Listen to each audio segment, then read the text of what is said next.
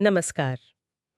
आज हम जिन स्रोतों पर गौर कर रहे हैं, मुख्य रूप से शिव पुराण और स्कंद पुराण के कुछ अंश, वो हमें सीधे भगवान शिव और माता सती की दिव्य विवाह कथा के केंद्र में ले जाते हैं। जी। और ये सिर्फ एक कहानी नहीं है ना, ये तो भक्ति, संकल्प और समर्पण की एक बहुत गहरी पड़ताल है। बिल्कुल। और इन स्रोतों को देखते हैं तो सबसे पहले जो बात ध्यान खींचती है वो है प्रजापति दक्ष का नजरिया। हाँ, उनका शिव को देखने का ढंग, उन्हें बस एक औघड़ साधु जैसा मानते थे। सही कहा। शमशान में रहने वाले, शरीर पर भस्म लगाने वाले, मतलब सामाजिक रीतियों से एकदम परे। उनकी नजर में शिव उनकी बेटी सती के लिए सही वर नहीं थे। बिल्कुल। और ये सिर्फ बाहरी रूप की बात नहीं थी। जैसा पुराण बताते हैं, दक्ष कौन थे? सृष्टि के व्यवस्थापक, नियमों के प्रतीक। अच्छा। और शिव, वो तो वैराडी, नियमों से परे, संहारक भी, पालक भी। तो ये दो बिल्कुल अलग सोच का टकराव था। लेकिन इसी विरोध के सामने थी उनकी अपनी बेटी सती, जिनका संकल्प तो बस एक था, विवाह सिर्फ शिव से। और ये कोई मामूली इच्छा नहीं थी। नहीं, बिल्कुल नहीं।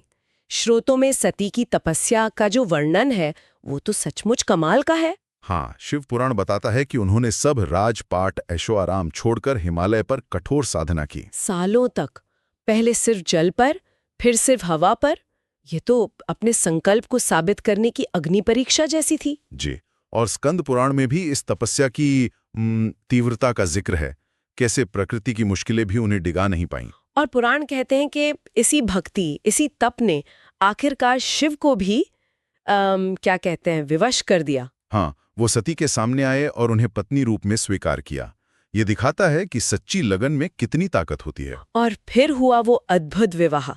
इन स्रोतों में विवाह से ज्यादा शायद बारात का जिक्र ज्यादा रोचक है। हाँ, वो बारात, वो कोई आम बारात तो थी नहीं। बिल्कुल नहीं। शिव के साथ उनके गण, भूत, प्रेत, पिशाच, नाग, यक्ष, किन्नर, हर कोई। और दूसरी तरफ देवता, ऋषि भी थे। ये इतनी विविधता, इसका क्या मतलब है? ये शिव की सार्वभौमिकता दिखाती है। वो सिर्फ देवताओं के नहीं, बल्कि हर तरह के जीव, अच्छी बुरी मानी जाने वाली शक्तियां, समाज से बाहर समझे जाने वाले, सबके ईश्वर हैं। अच्छा। उनकी बारात में सब थे, कोई भेद नहीं। ये मिलन, जैसा पुराण कहते हैं, सिर्फ सती और शिव का नहीं, बल्कि प्रकृति और पुरुष का, या कहें आत्मा और परमात्मा का मिलन था। लेकिन विवाह के बाद की कहानी एकदम बदल जाती है।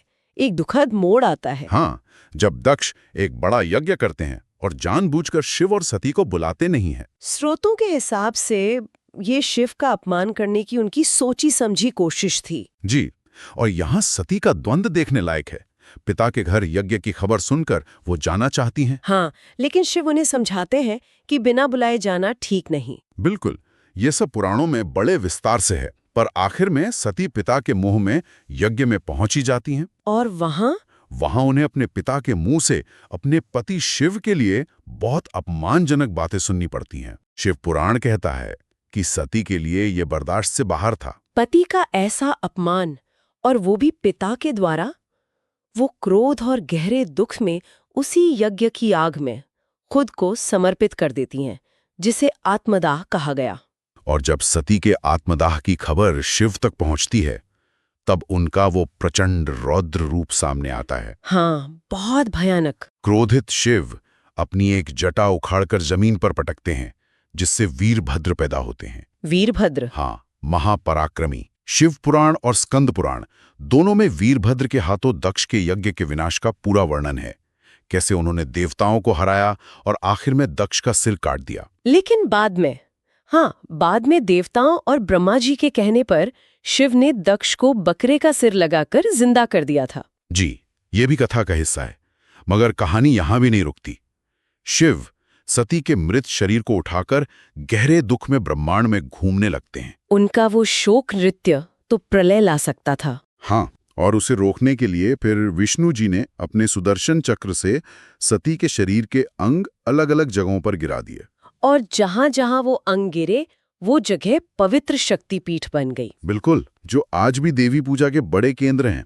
तो इन सभी स्रोतों से गुजरते हुए जो एक मुख्य बात समझ आती है, वो ये है कि सच्ची भक्ति और प्रेम में इतनी शक्ति होती है कि वो ईश्वर को भी प्रकट होने पर मजबूर कर सकती है। सही कहा। और साथ ही ये कहानी अहंकार के विनाश यानी दक्ष के रूप में और समर्पण की जीत यानी सती के रूप में इसे भी दिखाती है। ये बताती है कि निष्ठा का रास्ता मुश्किल जरूर हो सकता है, पर उसका फल दिव्य होता है। बिल्कुल।